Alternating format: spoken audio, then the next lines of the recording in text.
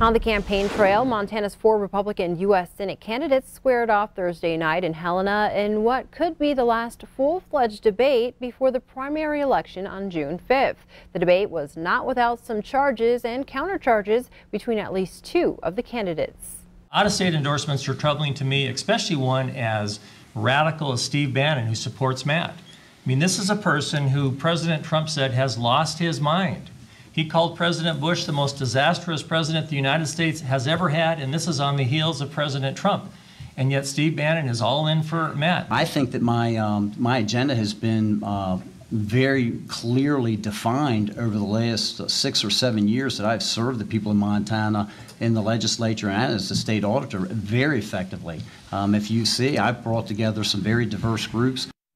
Russ Fagg of Billings took after Matt Rosendale several times during the 90-minute debate. Fagg, Rosendale, Troy Downing, and Al Olszewski of Kalispell are competing for the GOP nomination to challenge Democratic U.S. Senator Jon Tester this fall.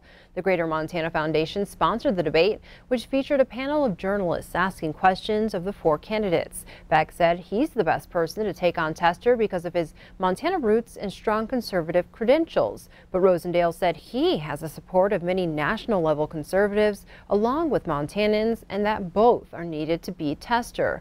Olszewski said while he may be the dark horse candidate, don't count him out just because he doesn't have the most campaign money. And Downing, a vocal supporter of President Trump, said he doesn't think the president will be a liability for GOP candidates this fall.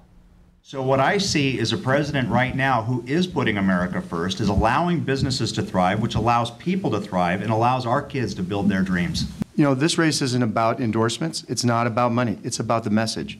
And I believe I'm the one up here that has the best message. And the 5 Democratic U.S. House candidates will debate next week in Helena.